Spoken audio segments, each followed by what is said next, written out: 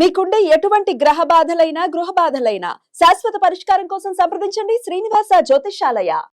నమస్తే, welcome to our channel. నేను పద్మిని. ప్రస్తుతంతో పాటు social activist and political analyst Krishnakumari గారు ఉన్నారు. మాట్లాడదాం. మేడం నమస్తే. మేడం, జూనియర్ ఎన్టీఆర్ గారిని దుర్భాషలాడుతూ వచ్చినటువంటి ఆడియో ఏదైతే ఉందో అది చినికి చినికి గాలివాన అవుతోందా అన్న నేపథ్యం ఖచ్చితంగా కనపడుతోంది. ఎందుకంటే ఈ అంశం కేంద్రం వరకు కూడా వెళ్ళింది.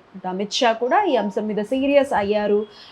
పార్టీ మెడకు చుట్టుకుంటోంది ఈ అంశం అనేది మాటలు చాలా జోరుగా వినపడుతున్నాయి. ఎట్లా చూస్తారు ఈ అంశం? అవును, ఈ విషయం ఏంటంటే ఈ బూతులు తిట్టడము అనేది ఉంది కదా, ఇది ఒక రకంగా ఇప్పుడు జూనియర్ ఎన్టీఆర్ని తిట్టాలి అనుకున్నారు.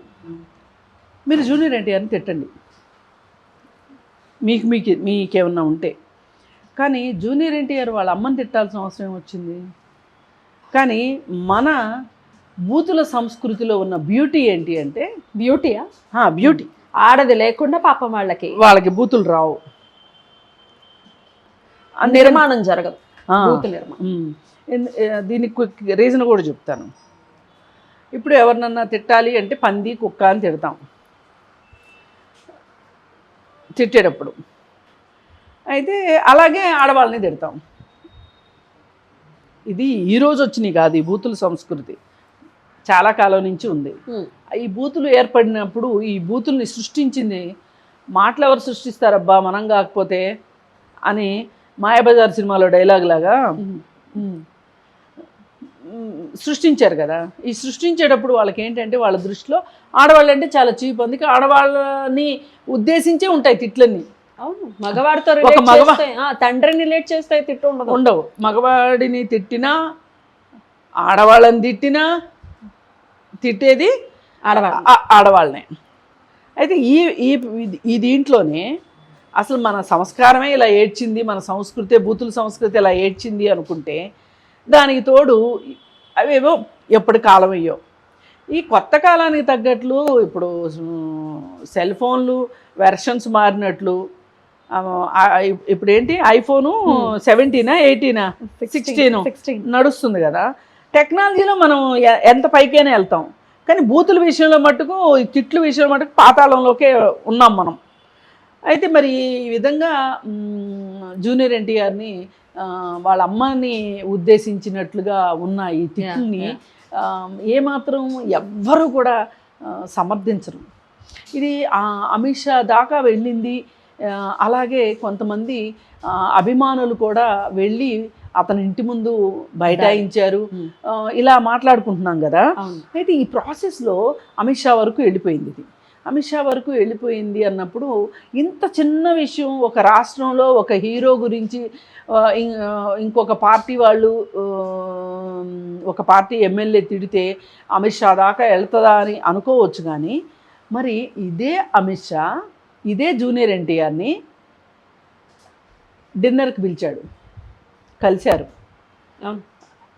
ఢిల్లీకి పిలిపించుకోలే, ఆయన హైదరాబాద్ వచ్చి జూనియర్ ఎన్టీఆర్ని పిలిపించుకున్నాడు. అంటే వాళ్ళకి మనసులో ఎక్కడో ఏదో ఒక మూల ఒక పొలిటికల్ ఇంట్రెస్ట్ ఉంది జూనియర్ ఎన్టీఆర్ మీద పొలిటికల్ మోటో ఉంది. ఇట్లాంటప్పుడే వాళ్ళు ఎక్కువ చూపించారనుకోండి ప్రేమ, వీళ్ళు ఊగిసలాట మనస్తత్వంలో ఉన్నవాళ్ళు అటువైపు ఊగుతారు. పైగా ఒక సినిమాలో డైలాగ్ ఉంది, బ్రేకప్ అయిపోయిన అమ్మాయిని పడేయటం ఈజీ అని. ఇప్పుడు ఇతను తెలుగుదేశం పార్టీతో బ్రేకప్ అయి ఉన్నాడు కాబట్టి ఇతన్ని వాళ్ళ పార్టీలో చేర్చుకోవాలనే ఉద్దేశం ఎప్పటి నుంచో ఉంది వాళ్ళకి. అంటే ఇతని మీద చూపు ఉంది వాళ్ళకి. అందుకని ఇప్పుడు గట్టిగా ఇతనికి అర్థమయ్యేటట్లు ఇతని ముందు తిట్టినా ఆశ్చర్యపోవక్కర్లా తెలుగుదేశం పార్టీ వాళ్ళని. అమిత్ షా ఏంటిది, దీనికి సమాధానం చెప్పండి అని చెప్పి. అయితే తెలుగుదేశం పార్టీ వాళ్ళు కూడా ఒక ఎమ్మెల్యే మాట్లాడిన దానికి పార్టీ వాళ్ళు మాత్రం ఏం చేస్తారు? కాకపోయి ఉంటే ఈ పాటికి పార్టీ తరఫు నుంచి ఒక స్టేట్మెంట్ వచ్చి ఉండాలి. ఏమని? ఇలా ఎలా మాట్లాడతావు, ఒకవేళ నువ్వే గనక అయ్యి ఉంటే నీపైన మేము తీసుకునే చర్యలకి నువ్వు బద్దుడువై ఉండాలి అని గనక ఒక్క చిన్న సీమటపాయికాయ వదిలినట్లయితే గనక ఇవాళ తెలుగుదేశం పార్టీ సేఫ్ సైడ్లో ఉండేది. ఇప్పుడు అమిత్ షా వాళ్ళనే అడుగుతాడు, ఎవరిని అడుగుతాడు? ఆయన స్థాయికి ఆ ఎమ్మెల్యేకి ఫోన్ చేసి అడగడుగా. ఎగ్జాక్ట్లీ అది చంద్రబాబు నాయుడు గారినో లేకపోతే లోకేష్ని కూడా అడగడు, చంద్రబాబు నాయుడు గారినే అడుగుతాడు. ఆయన సమవుజ్జి కాబట్టి. అడిగినప్పుడు ఏం చెప్తారు సమాధానం? అయితే ఇక్కడ ఆయన ఏం అడుగుతాడు, ఈయన ఏం చెప్తాడు అనే దానికంట మనం కూడా ఈ బూతుల సంస్కృతికి సంబంధించి మనం కూడా ఒక స్టాండ్ తీసుకోవాల్సింది ఏంటి అంటే, కొంచెం బూతుల్ని కాస్త సంస్కరించండి ఎవరైనా సరే. ఇప్పుడు నేను ఈ మధ్య పనిగా నేను ఒక పని మొదలెట్టా. అదేంటంటే సామెతలు కూడా ఆడవాళ్ళని కించపరుస్తూనే ఉంటాయి. అవునా? అవును. ఫర్ ఎగ్జాంపుల్ ఇడిసేసినమ్మ ఈ వందితే అంతకంటే ఇడిసేసినమ్మ వచ్చి హారతి పట్టింది అని ఒక సామెత. అయితే ఈ సామెతను నేనేం మార్చానంటే, ఇడిచేసినోడు పేకాడుకుంటుంటే అంతకంటే ఇడిచేసినోడు వచ్చి మొక్కేశాడు అని. బాగుంది, నిజంగా బాగుంది. ఇలా నేను సామెతల్ని అవకాశం దొరికిన ప్రతి చోట నేను సామెతలు మారుస్తున్నా సంస్కారం చేస్తున్నా సామెతలకి.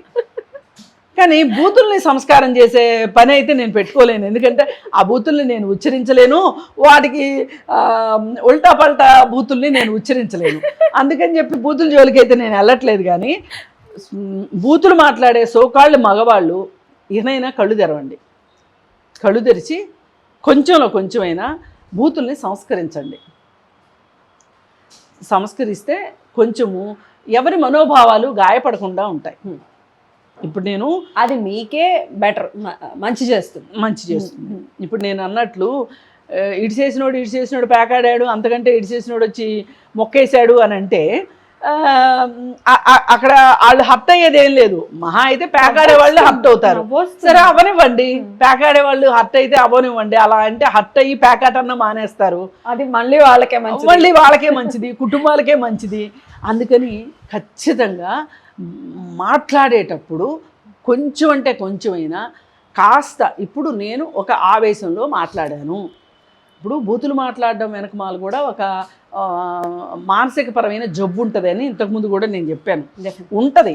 అందుకని మీరు ఆ జబ్బుల్లో నుంచి బయటికి రండి. బయటకు వచ్చి కాస్త మర్యాదగా, మీ దగ్గర నుంచి ఏమి ఎక్స్పెక్ట్ చేస్తున్నామంటే కాస్త మర్యాద ఎక్స్పెక్ట్ చేస్తున్నాం అంతే.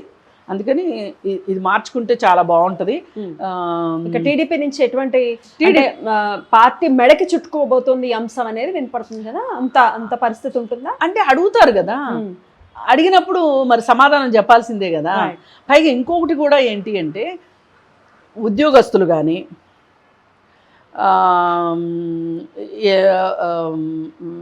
ఇతను ఎమ్మెల్యే కదా, మాట్లాడాడు అని అభియోగం చేయబడుతున్న మనిషి ఎమ్మెల్యే కదా, అతను ఏమన్నాడు, సింపుల్గా నేను కాదు అనేసాడు.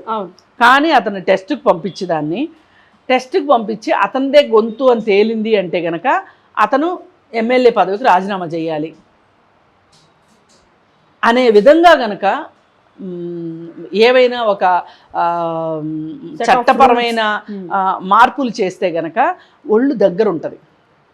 ఇప్పుడు నువ్వు బూతులు మానే బాబు, బుజ్జి కన్నా అంటే ఎవరు ఎనరు, కీలేరికి వాత పెడితేనే వింటారు మాట.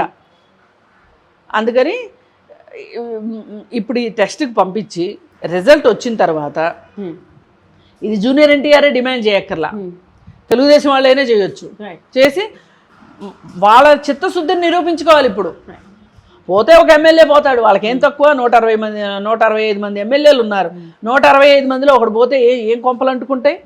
అతను శాశ్వతంగా ఎలక్షన్స్లో పోటీ చేసేదానికి లేకోకుండా ఇట్లాంటివి చేస్తున్నాము అంటే దెబ్బకి దెయ్యం దిగి వచ్చి అతను చెప్తాడు, చూడండి నేనే మాట్లాడాను, తప్పైపోయింది, సారీ అని చెప్తాడు. అందుకని ఇట్లాంటి చర్యలు ఉంటాయని తెలిస్తే ఎలాంటి చర్యలు ఉంటాయని తెలిస్తే వేరే వాళ్ళు కూడా కొంచెం నాలుకలు జాగ్రత్త పెట్టుకుంటారు. కొన్నాళ్ళు నాలుకలు దగ్గరలోకి ఉంటే ఇంకొన్నాళ్ళు పోయాక బుద్ధి కూడా దగ్గరలోకి వస్తుంది. రైట్, డెఫినెట్లీ రైట్ మేడం, చాలా చక్కగా అనాలిసిస్ని తెలియజేశారు. నమస్తే.